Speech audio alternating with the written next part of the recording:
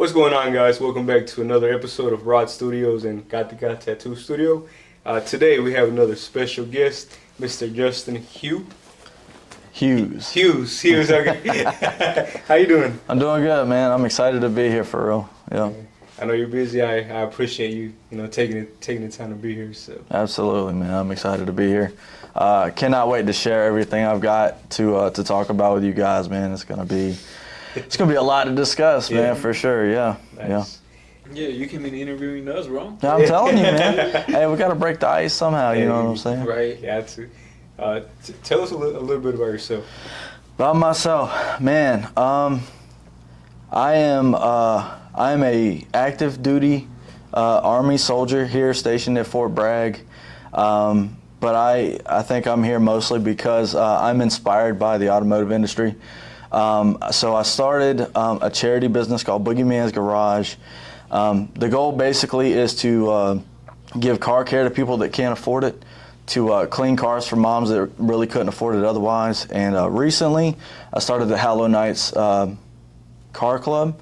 The goal there is just doing community work for people, spreading awareness of like who people in the car community really are, and the difference between what you kind of see like on the news and what you can see if you actually go to an actual car meet, and get to meet people. So I'm always trying to work with people around. Nice. What's your favorite car? My favorite car is my dream car, man. It's a Dodge Challenger. That's what I drive, man. No, I love a lot of cars, man, but I tell you, if I could have one car, my wife asked me, I would have a... Hey guys, just want to take a quick moment to thank the sponsor of this video and this podcast, which is Gatica Tattoo Studio, located in Fayetteville, North Carolina, just outside of Fort Liberty. They pride themselves on delivering high-quality tattoos in a clean, safe, and friendly environment. Their award-winning artists specialize in a wide range of styles from black and gray realism to traditional and neo-traditional, black work and custom designs. They believe that every tattoo tells a story and are dedicated to helping you express your individuality through their art. Whether you're looking to get your first tattoo or add to your collection, they ensure a personalized experience tailored to your vision. Come visit Gatica Tattoo Studio and let them bring your ideas to life. Walk-ins are welcome, or you can book an appointment. I think it's called the Hennessy Venom. Okay. It was at one time like one of the fastest cars in the world, and it's made completely of carbon fiber. It's crazy fast, man. It's crazy fast. That's nice. Have you seen the what is it called? I think it's a Challenger too, like the elephant, the. So they Dodge, Chrysler, Fiat, the Stellantis brand has made a Helephant. That is like it's a supercharged Chrysler 300. I have seen them around. I saw one yesterday, as a matter of fact. But I tell you, I saw the Demon 170 when it came out. They brought it out on the helicopter and everything. It was insane. It was like the debut for that vehicle was crazy, man. It was crazy, but it was wild. I would say I think that's I would say that's my dream car on a daily driver kind of basis. Like, I want the Demon. First I wanted the Hellcat, but then when the Demon came out, I was like, I want the Demon. I mean, the way I see Dodge, man, it's like, you ever watch like Dragon Ball Z and you think like Goku is like the guy, but then somebody just like comes over and they're a little bit stronger, so then randomly Goku gets stronger, and it's like no matter how strong you think he is, like he gets stronger. And I feel like that's exactly how Dodge is, man. It's like they started with the RT and then their SRT, and it's just like they just keep going, man. They keep going. What's going on, bro? What's your what's your dream car or bike? Porsche Panamera. Porsche Panamera. It's not bad. I like a good Porsche Carrera. Mine's probably the Porsche 911. 911. Okay. Yeah, I can see you pulling up. Yeah. I can see you pulling up in that. Yeah, man. Yeah, my two-seater with me and my son. That's it. Better start getting some tattoos out there, man. My wife has to drive her own car. Yeah. Because me and my son pulling up in style. Oh man. Now when my son was when he was just a baby, man, we moved him around in my Dodge Challenger, and it has that like loud noise to it. And to this day, man, he loves it. And he's always wanting to ride in Daddy's car. And we got Mama Durango, but hers is real quiet. He doesn't really like it. So I've got I've got to modify those exhausts because he loves the sound and the vibration that you get when you have like a nice little growl inside the car. Absolutely loves it, and you know, I couldn't ask for a better son, man. He's like my little ride or die, man. Yeah, I think whenever my dream car would have to be quiet, bro. You keep me loud. I guess I like that stealth kind of mode. Oh yeah. Bro, you ain't even gonna hear me, bro. You Yeah. gonna see me. You ain't hear Yeah, me. yeah. Some of these new cars, they got like that whistle from the supercharger. It's not really loud from the exhaust. It's all about that whistle that people are going for, man. That's Wasn't there like a big thing about the Teslas, how they take off fast? Oh yeah, man. I actually went to a track one time and I saw a Tesla Plaid just racing everything that was out there. And we had I want to say it was a 66 gasser wagon, and that's basically just like a silly car built into like a family station wagon. And it was just incredibly fast. So the gasser and this Tesla line up, man, and the milliseconds off of that quarter mile race was incredible. I think they were like 9.1 and 9.2. The Tesla barely lost that one. And you would think that like the gasser just wouldn't have it because it looked so heavy. Nah, man, it was flying down the track. It was awesome. Oh, wow. Yeah. But what are your thoughts on Tesla cars? Well, they're not for everybody. So I mean, like Tesla, I feel like Tesla, you know, like Elon says a lot, like they really did launch the electric community as far as automotive. Yeah. And to an extent, like the automotive industry can grow from electric vehicles. And I think that they're great to kind of offset, you know, like fossil fuels. But we shouldn't be, you know, kind of held back from being able to buy a gas-powered vehicle, if that makes sense. But it's so bad, and people's faith in electronics was so bad that when they launched the Dodge Daytona all-electric vehicle, and I even saw it at Mopars at the beach, man, it was a complete flop. We had like 300 cars out there. Daytona Dodge brought out their Daytona, and you know, these guys are trying to like rev up the engine with that little speaker they got in the back. And there were people annoyed at this car. And so by the time that the first 4 days of the event had passed and the car show came around, they were supposed to be out there at the car show. They didn't even show up. So I mean, like they were really like, it felt like they were kind of forced out of there. So it's definitely not for everybody. I would say it's definitely not for old heads. But I absolutely love the style and luxury of the Teslas. I don't know if that makes sense. But like I wouldn't say try to put a electric package into a muscle car ever. Yeah. Have you seen the what is it called? The companies in China that are making electric cars or smart cars, and they can park themselves, drive themselves, all this, and they putting Tesla the same, bro. So I haven't seen that. I do kind of follow the stock market as far as those go. They do have a lot better grounds, but they also have something different that the U.S. doesn't have. They also have different assets on the actual roadways that kind of help electric vehicles that we don't have. And they also they provide a lot more like walkways over actual roads. The U.S. has struggled with a couple that I know of major incidences with self-driving vehicles. I wouldn't trust it. You cannot replace the human instinct with an electric vehicle. Right. And on a roadway, I would never. I just wouldn't do that. Yeah, I would. I mean, like we all have kids, right? I have my son. He drives a Power Wheels car. I don't even trust my son to drive like a two horsepower Power Wheels vehicle without me having a remote. Like you have to make decisions that are smart. And at some point when you can, you know, learn to trust people, you give them a little bit more of that power. But like, how much of our vehicle do we want to give up to somebody else? Right. You know what I'm saying? So that's not me. This is the last year they manufactured the Challenger, right? It was supposed to. I see some news like that. No, I mean you're on the right track. So it was supposed to. But you know, with the political climate, it's my understanding they're bringing all that stuff back, man. The gas-powered Charger, the Challenger, all of it, and they're even increasing the performance inside of motors. So I do think they're going to be coming back I don't know what that means for the last call challengers. But I wouldn't want to see it go for sure. Yeah, You know. So I knew they had a whole thing where it was like the last challengers, and they each had a sticker. Yep. The last call. I've got a plate in my car. It's not the same as the last call plate, but yeah, it was really cool. So when they were manufacturing all these last call challengers, they put a specialized billeted plate on the engine bay, and it gave you the VIN number, the make, the model, the color, all that stuff. Yeah. And there was a lot of little special things that they did for them, but I mean, in essence, they were just a challenger with a couple special badges, you know. So, yeah, but yeah, I would like to get a shaker at some point. I know they made a lot of shakers with that last call, and they sold like lickety split.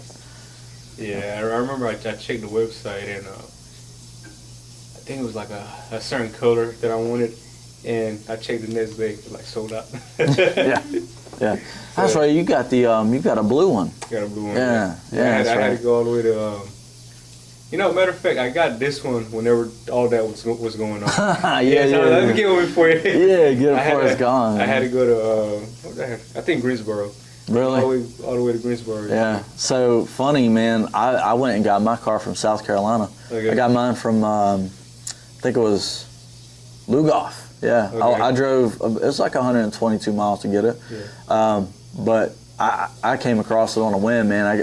The bank gave me like $30,000 to spend. I picked it up for like 24. Nice. I got a couple of insurance packages, but yeah, I drove out there, and they were like, I think I got there about 20 minutes before that place closed. But I said, hey man, if y'all sit there, I promise you, I will walk out of there with that car today.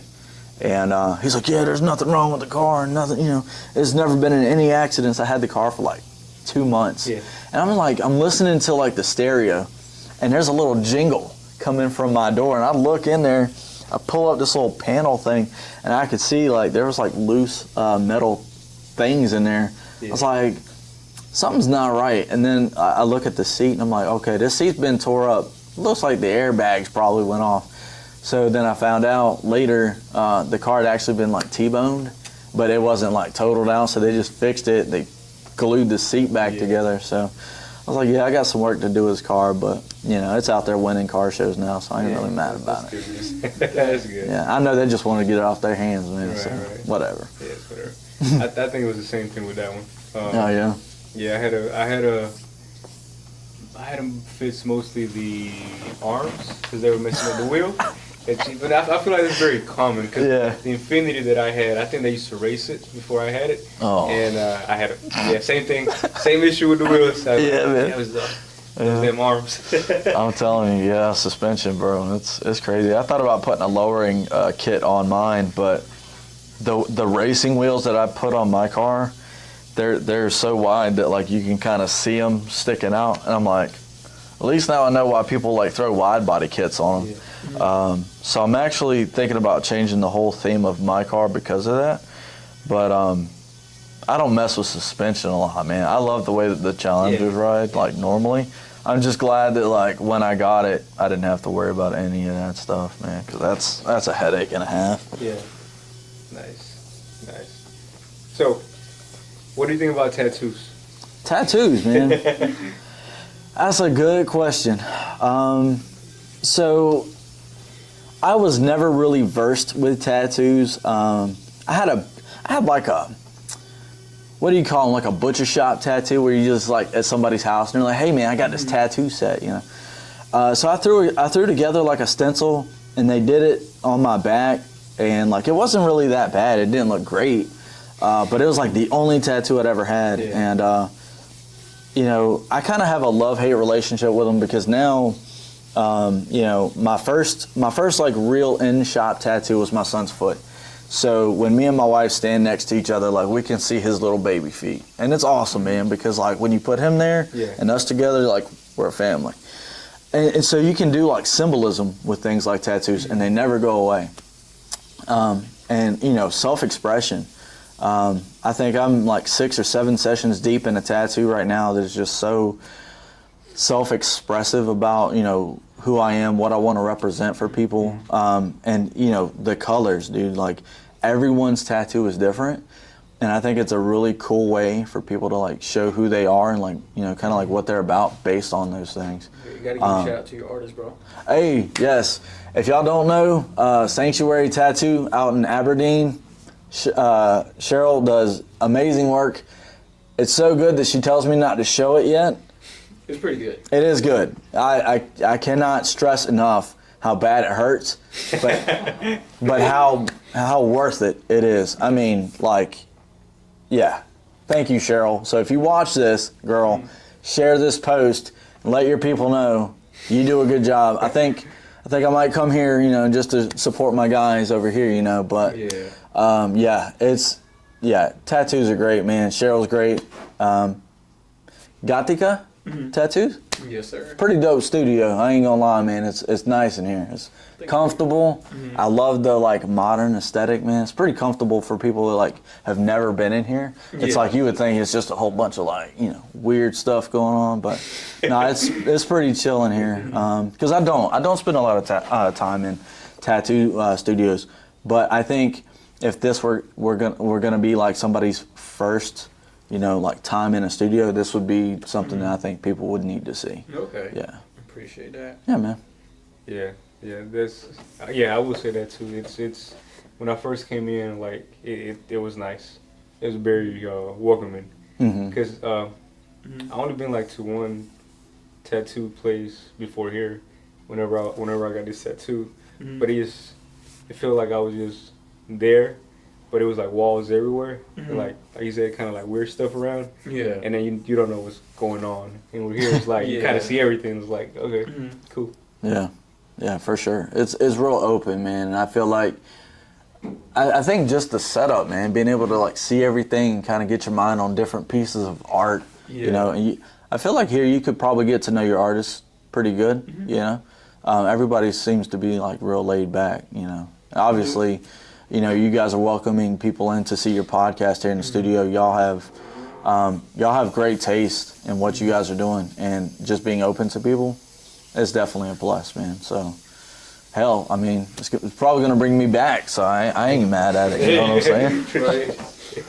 Right. I got you. So, go ahead. Oh no, go ahead. So let me ask you, man, what got you into tattoos in the beginning? My homeboy, he basically he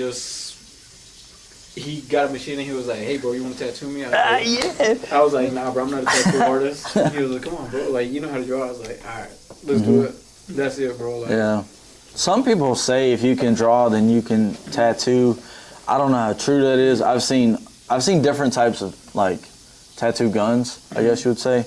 The one that my artist uses is like it almost looks like a Dremel. There's no cords to it or anything, but you know, she's real light-handed with it. She's able to do a whole bunch of stuff. Yeah. And so getting to like learn your actual like toolkit, you know, is different. And I think like if somebody were like, "Hey, you know, tattoo me," I'm like, "Nah, bro, but I'll go fix your car," you know. But you know, it's really cool because like, you know, you think about it, right? Like your friend got you kind of started into this, and now you're almost building an empire. You know, it's like off chances can do that, and I think it was like that for me when I started Boogeyman's Garage. Like I found a lady, she was broke down on the side of the road. Turned out her battery terminal just came off, and instead of me charging like $50, I'm just like, hey, call it a favor. You know, if I need you, then I'll need you. I'll never see her again. That's what we should do for people. So it's like it's really cool how like life can happen. You know what I mean? Yeah. So it's so deep, man. It's really cool. Yeah. I was actually gonna touch base on your Boogeyman thing. Like, because you said that basically you're helping out women who need help with their car issues, cleaning it, things like that, right? Yep. Yeah. Boogeyman's Garage started a long time ago. I probably started that about 2 years ago. I was sick. My son got me like on my deathbed sick. And my wife has owned a business for like 11 years, and I was like, hey. What does she do?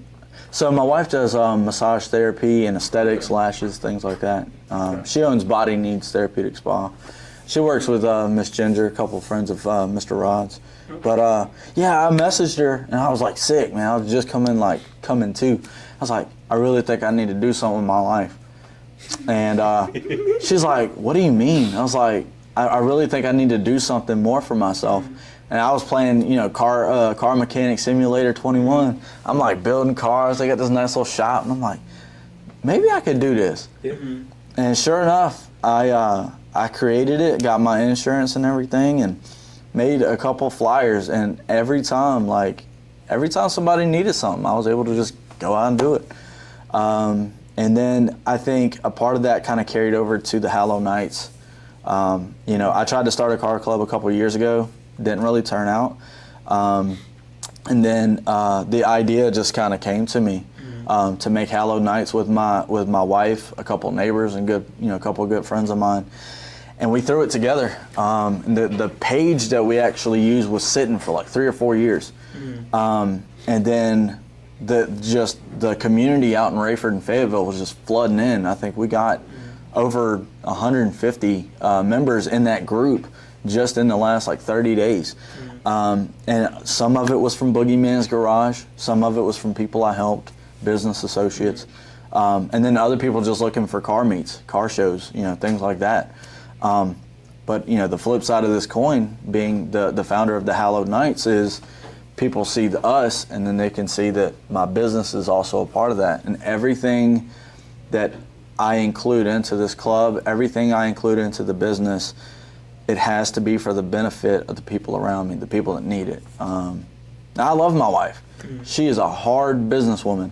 She always tells me, we need to do this and we need to do that and we got to make money. I'm like, look, if people can't afford it, I just need to help them. I need to do what I'm led to do, and just whatever happens, happens. That was my next question. How do you make your money? And because you say you're a charity or a nonprofit. Yeah. What are you? So I'm not legally identified as either. Okay. We look to make profit on things like car meets, so that I can pay for the car show. I'm doing things really different with how we communicate with the community. So I'll host a free car meet. People will come out.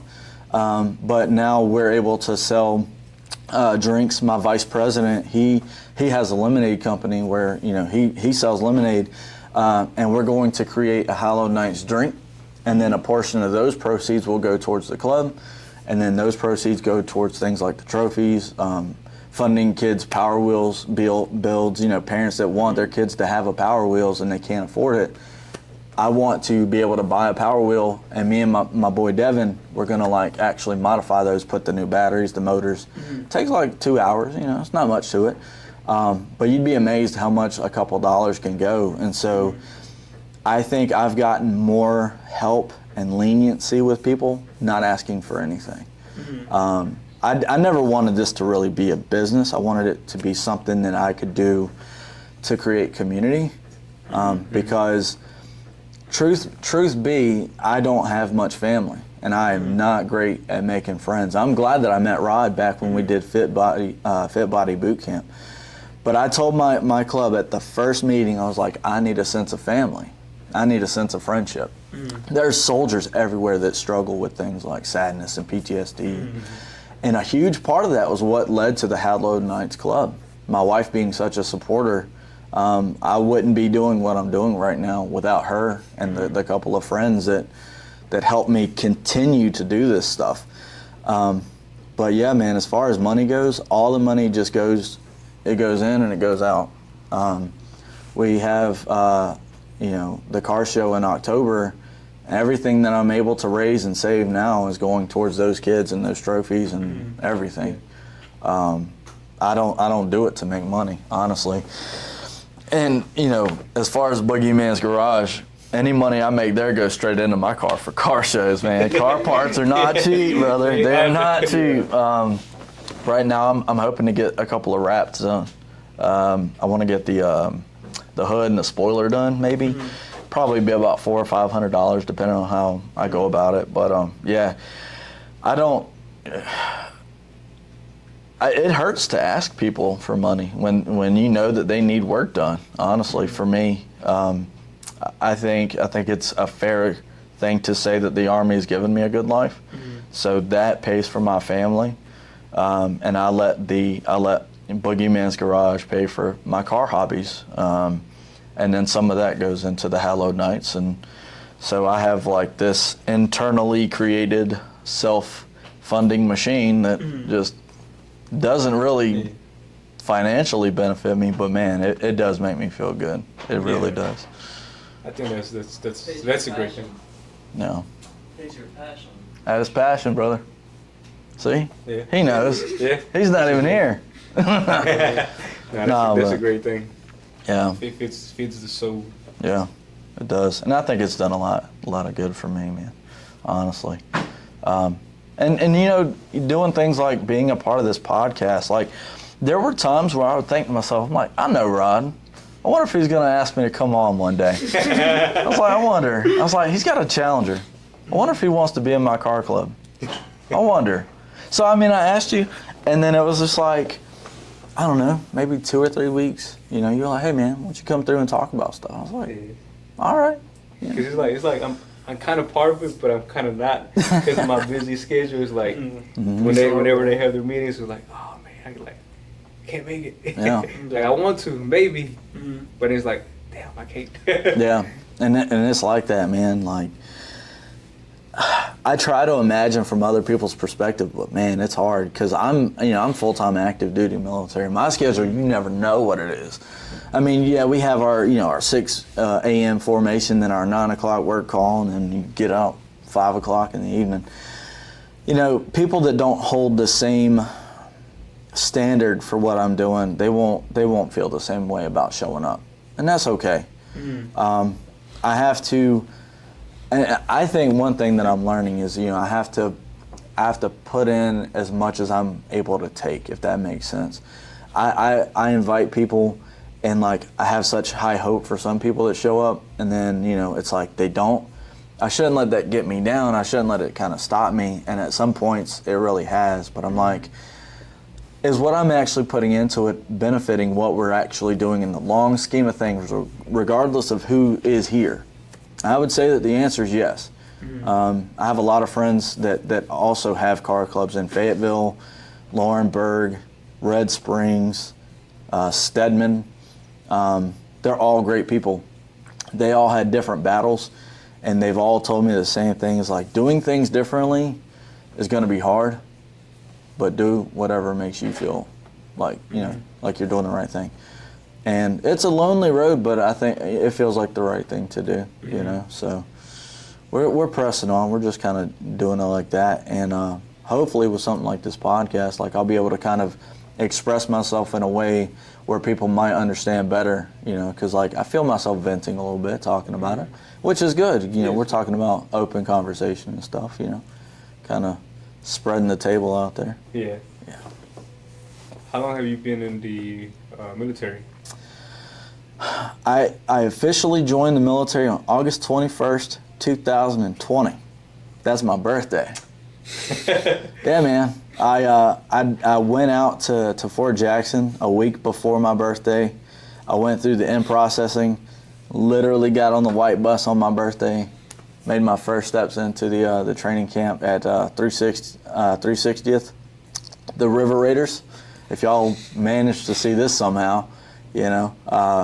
Yeah, that was my first training unit, man. I tell you, we had a really motivated time. Those guys, they were not playing. And when I got out of basic, man, it was worlds different, man. It's worlds different.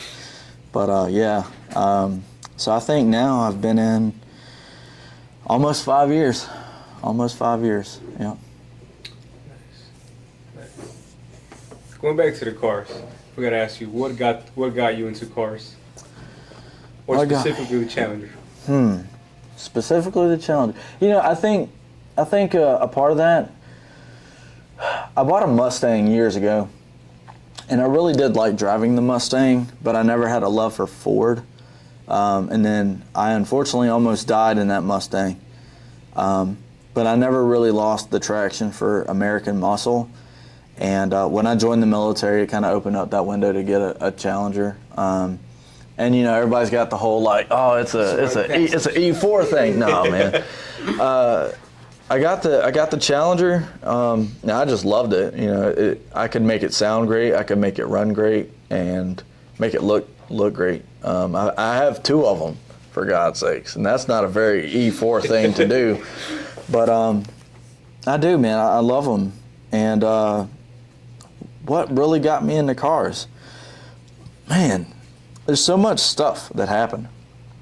I think back when I was like 15, I changed out a transmission for the first time in a 1994 Ford Explorer.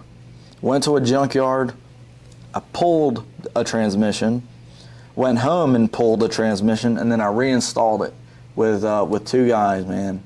And after that whole thing was done and the truck ran great, it was like, yeah, man, we really did something cool. I never really got into cars, but I always liked, American muscle. And then finally, when I got the Challenger, I visited home for the first time, and there was a Father's Day car show at a funeral home where my grandfather was buried. And I went there to just kind of see the cars, and they asked me, hey, are you here for the car show? I was like, yeah. And they're like, okay, you can park right there. Not understanding that they're actually about to enter me into the car show. So I had this plain Jane V6 Challenger just kind of sitting there, and it's like, okay, I'll park it, whatever. Met a couple of friends that day, but I was like, oh man, I'm at a car show. And then I'm really at a car show. And it's just like, okay. So I visited a couple more, and I met a couple people back in South Carolina that were just like, yeah, come out for this one. And they kept just inviting me. And then when I built the Cuda, that was when I really started winning trophies. I had the Boogeyman Challenger for about 2 years, man. It only took home 1 medal and 1 trophy.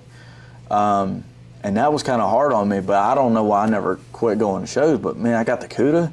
Everybody just head over heels for it. I got some artwork done in the engine bay, doing a custom grill and some performance mods, and just go as fast as the speed limit. Yeah. And and people love it, and my son loves it too. And it's just stuck, man. Honestly, it just stuck. I think that's how cars are, though. If I'm not mistaken. Yeah. It's just if you love cars, you just love them more. I had a black Challenger before this one, and I got 7 tickets that year. So whenever and you know how insurance does a show this year. Yeah, man. So by the end of that year, I got a paper saying, I think I had full coverage. It was I think 180. And they were starting this month, it's gonna go down to I think it was 90, because I had a clean record before that year. But then a week later, it's gonna go from 180 to 4 something. No. Yeah, so man, that is wild. So I sold the Challenger, and I actually had a motorcycle. I had a Kawasaki, right? And no, I had a CBR. That's not gonna make it any better, man. They got me into the bike thing. Then I got me a Ninja. Unfortunately, I had an accident with the Ninja. But then I was then I really missed my Challenger. And then the whole thing happened with this is the last year, or next year's the last year of the Challenger. Then that's when I got this one. Yeah, I was I don't care. Man. Let me get it. I won't say no names, but I just found out my buddy, I never knew that points on insurance was a thing, bro. But if 21 points is not good, I ain't gonna say no names. But if you watch this, bro, you better start, taking some online classes. No, but yeah, man, he told me, hey, man, I didn't know that points on insurance was a thing, but apparently I've got 21 of them. I'm that's almost your age, bro. What's going on? I got 7. I think they separate. I think it's license. Oh, okay. Yeah. License, I think is limited. I think they take your license away after. Yeah. I don't know what the North Carolina standard is. I can't remember what South Carolina is, but yeah, I never actually knew that there was a thing on insurance. I just play by the rule of thumb: don't get a ticket. But I like you, man. I got 2 tickets in 1 week last year. my son was like choking on his little car seatbelt thing, and we're like on this one-way street, and I can't go anywhere. So I'm like, I was going like 80 down to 55. And a cop, just happened to be in this one little convoy of 5 cars. Turns around, turns his light on. I didn't slow down at all. I kept going. Finally found some rando's driveway. Pull into the driveway, and the cop's like walking up, and I'm like frantic, turning my son around in this stupid 360 car seat he's got. And I look at him, man, he's got like 4 inches of car seatbelt stuck down his throat. I was like, son, I'm literally getting pulled over for this right now. And I'm like talking to a baby like he knows any better. So the cop comes up and he's like, hey man, what's the reason for your speed? And I was like, gonna sound crazy, but like, like the dog ate my homework kind of deal. Well, my son's eating the seatbelt and he was choking, and I was trying to, get him turned around, and like there's nowhere. So cop's like, yeah man, I understand, just check on him, make sure he's cool. And I'm thinking, cop understands, he might be nice. No, he came back, slapped me with like 300. It was almost like a $300 ticket. I was like, you're the man. So that was how I discovered iTicket. And if this is not a paid sponsored ad, but if you ever get in trouble like Rod or myself, iTicket was definitely the GOAT. They were able to go back to Elizabethtown, handle the court case. I paid the fine. Oh, this happened in Elizabethtown? Yeah. Oh, yeah, that's like, they stopped you right. Yeah, my wife was like, let's go to the aquarium. And I'm like, bro, I don't like fish. Like, it's fish next to the ocean, man. Come on, like. But yeah, she wanted to go, man. Household 6, man. She always makes the shot. So, yeah, that's back haul. And then I was late for work the next time. It was like 3 days later. Yeah. I was late for work, and Fayetteville PD, right on the line too, right at Hoke and Fayetteville, man, just came and burnt me up. I was like, yeah, I got you, man. So he just walked out. I was like, I'll take my ticket, please. And he was cool about it. I did get it. I got it worked out pretty smoothly, but yeah, it was just like, it wasn't even that bad, man. I was going with the speed of traffic. Fayetteville will pull you over for anything. I got pulled over last week on base for my car for making a failure to yield stop. And that was funny because they pulled me over, and I was like, yes ma'am, may I ask for the reason for this stop? And she's like, oh, well, I'll tell you that after I get your license and registration. I was like, that's not how this normally works. But I was like, okay. So I give her everything, I got a little booklet and just gave it to her, and she come back and she's like, well, we're gonna let you go today, but just make sure you make a complete stop next time, but I really like your car. And she's like asking questions. I was like, bro, you really stopped me on my lunch to talk to me about this car, dude. No, it's not ideal, but at least Fort Bragg didn't get me for that one, boy. God almighty, that would be nasty. I've heard some bad things on Brave. Yeah. I did Uber Eats for a little bit, but the thing about Uber Eats is they never tell you where you gotta go. Yeah. So I think I started like on a Monday, and Friday is like everybody was ordering from base, but I didn't have a pass thing to go on base. But see, the app didn't tell you where you're gonna go until you pick the food up. Mm-hmm. So I picked the food up. It gave me the address, so I'm going there, and I was like, I can't go in. And this is in the afternoon, so the place was already closed to get the pass, so I couldn't get it. So I had to call him like, hey, I can't go in. Drive back. He go another order. I can't see where he's going. Pick it up. I pick up the food. Same thing on that way, and I think it was the same guy. It's the same guy trying to get it. And so the next day I went to go get my pass. But then I got an email from Uber Eats saying, you got a lot of cancellations last night or something like that.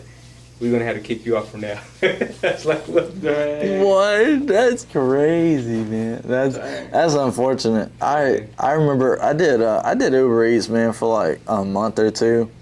And I was staying out here in Fayetteville. And then I had a couple of orders out to like Rayford. And, back then Rayford seemed like a long drive, but I get out there and like I had people tip me like $1, and I'm driving like 25 minutes to get out there. I was like, yeah, this is a cap, bro. I was like, I'm kind of done, man.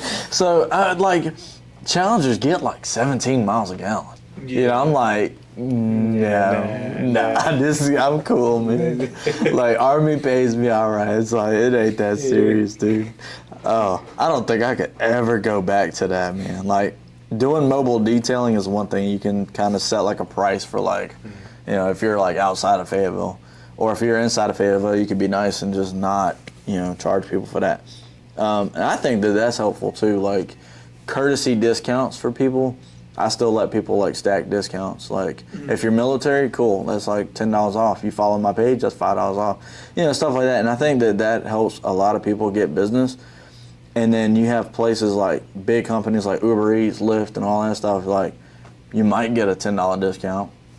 But then what they won't tell you is, like, you can do things like get an oil change or a car detailing.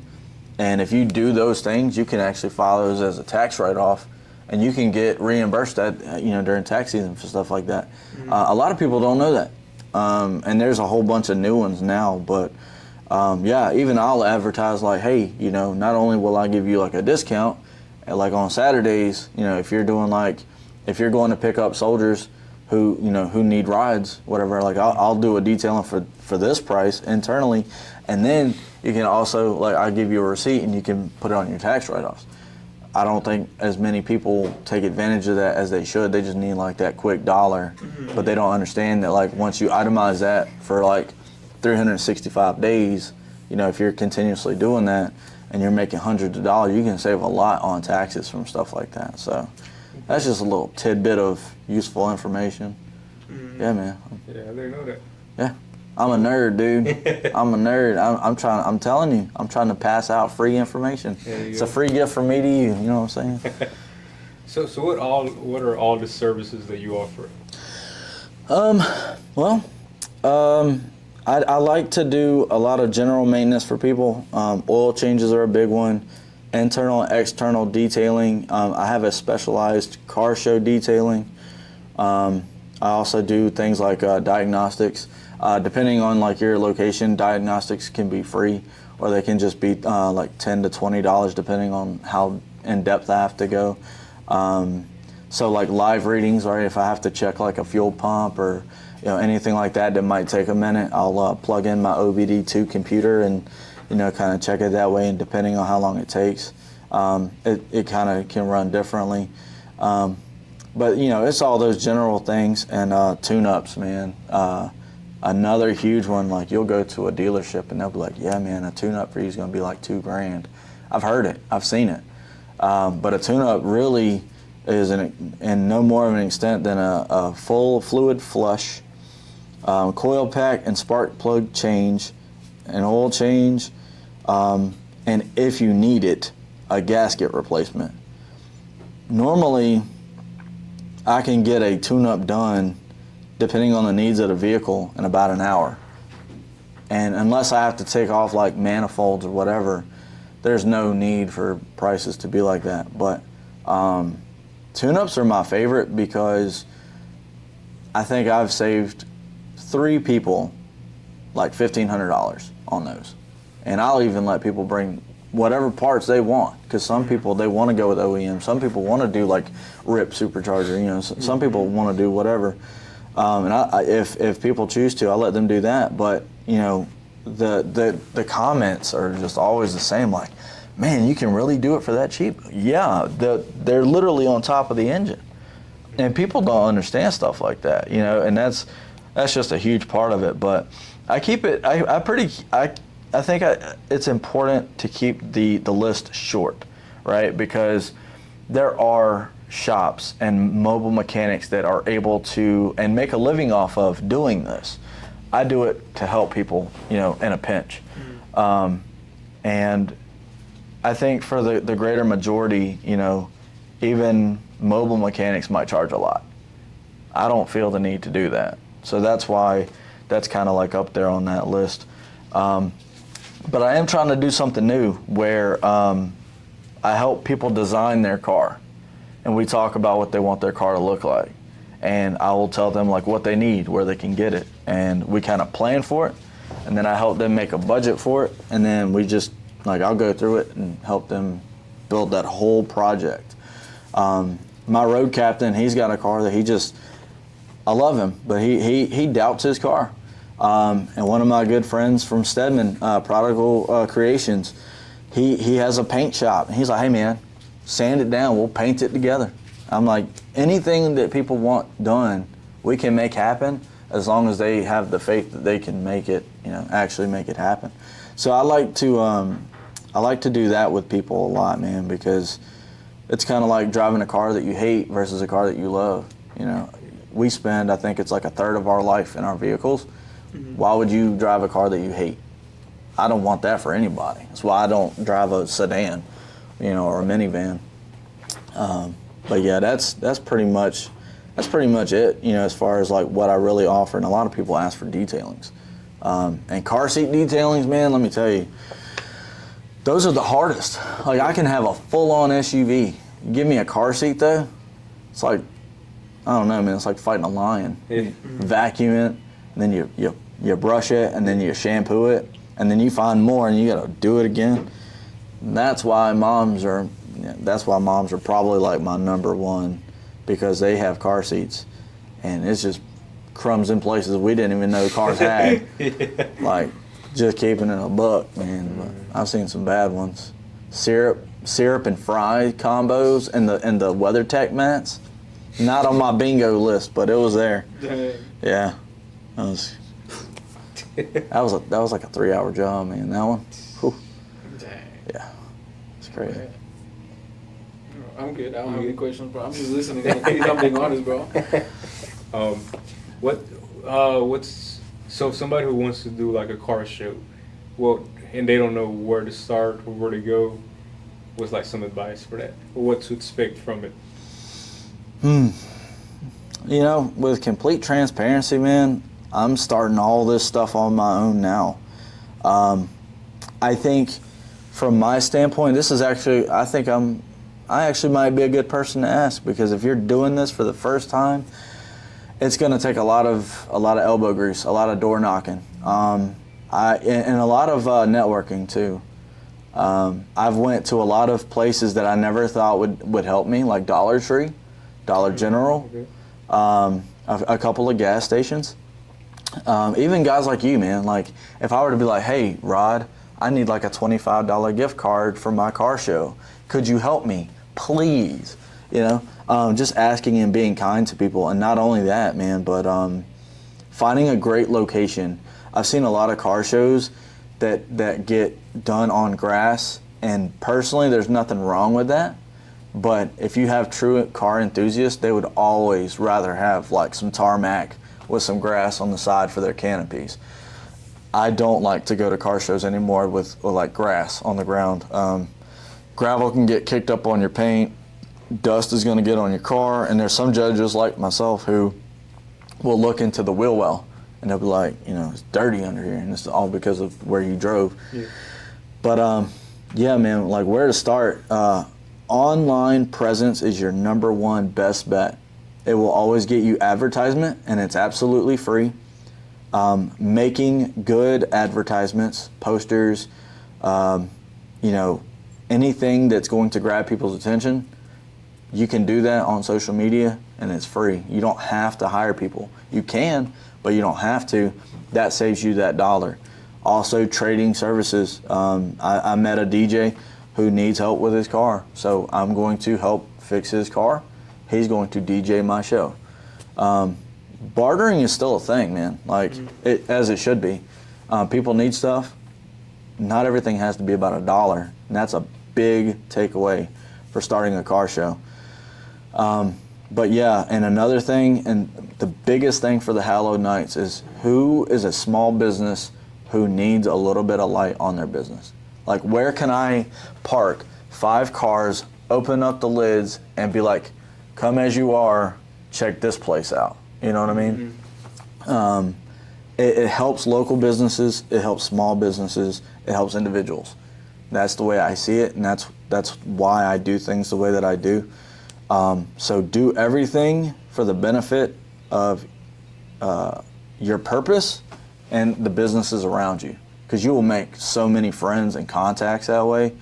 And I think that it's detrimental to the community and to the actual culture of the automotive people, you know, to actually be good to the businesses around them. Because not only can you put your car out there, but you can also support businesses that you might benefit from down the road. And that's how I've put together the whole October show, man.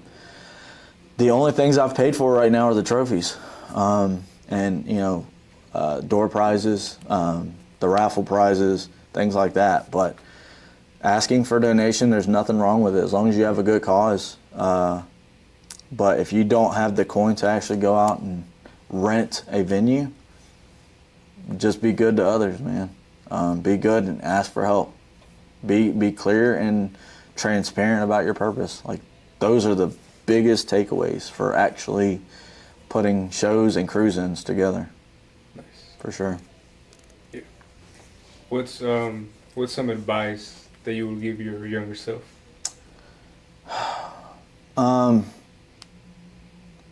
Don't fall into the crowd. I think, you know, I spent a lot of time in my younger days trying to be somebody that fit in with everybody else, and now I'm kind of suffering for that on the back end, you know. So being a part of people that you're not going to be when you're, you know, 30, 40 years old, it's going to waste a lot of time. It's going to waste so much time instead of like learning. And I know that there's people that'll, you know, hear this and say, well, go get your education. That's cool. Like, you can go get an education. But you have to be smart about what your time is getting dedicated to, because the things that I know in life, I didn't learn from an institution. I learned these things from helping people. I learned these things from actually being kind and, you know, not being mean to other people. I was mean, dude. And it cut me off. It cut me off from so many people. Yeah. And people I had a bad reputation. People knew who I was, yeah. and I thought that was a good thing until I realized, like, they never wanted to be around me. Mm. My wife, man, she's lucky. She's lucky she caught me right after I started trying to get my life together. Because without her and without my son, I don't think I'd be half as smart as I am right now. But being a dad, I'm not telling you to be a dad, okay, guys out there. But there will be nothing in the world that will teach you as fast and as hard as being a dad, ever. And I think that it is a great blessing, but with that comes a lot of responsibility, and remaining the father in that family, not just the dad, right? But you have to be a husband. And there's so much life that can be taught from being in a family, not just being a dad, but being in a family, because it teaches you how to stick through the tough stuff. And as you stick through all that stuff, you force yourself to learn and to adapt. And that's where life like really teaches you things, is when you're in hard places. That is where I've learned most of what I know. And if I had to tell my younger self anything, is do the best, be the best in every situation, and never stop. And I can't say that enough to myself on a daily basis, because, you know, if what I know now I could tell myself when I was 15, 16, like we'd be having this conversation for hours. And I have this conversation with my son, even though he's 2. You know, instilling discipline and love and, you know, care for other people, it brings my heart so much more joy than doing what I do in the military. It brings me so much more joy than what I do for cars. And showing people love and compassion where they feel like the world is just a bad place, it will change your perspective on everything. Amen. Yeah. Yeah, I love talking deep, yeah. Rod. Yeah, we got to come back for part 2, we got to man. come back for part 2, man. Of course, yeah. Man. Before we cut the cameras off, let them know where they can find you, like your social media for Hallow Nights, for the Good Boogeyman, all that good stuff. Well, in about a week, you can find me here at Gatica Tattoo, because I'm about to get tattooed. No. So if you want to find us, if you want to learn more, and if you want to be a part of my community, please reach out to Hallow Nights on Facebook. We're also getting our Instagram up and started. If you need anything, you can also find me at Boogeyman's Garage. Don't worry about the Michael Myers pictures. That's all a facade, kind of, sort of, until October. But you can find us there. And then we have our friends over at Citrus Squeeze Lemonade. That's our VP. If you ever need something to drink and you're out in Rayford and he's selling, man, please go see him. It's really great stuff. And then Sanctuary Tattoo, and like I said, Gatica Tattoo. And Rod, he's a great trainer. He was my trainer for a couple weeks. You know, I want to give a shout out to all these people that have been a part of making this possible. I can't thank you guys enough for having me today, for real, man. It means a lot. No, thank you for being here. You know, I know you're busy. Yeah, I am busy. Wait till my boss finds out where I'm at. No, I'm just kidding, man. Well, I appreciate you, Justin, man. Hey, absolutely. Appreciate you for being here. Great talk.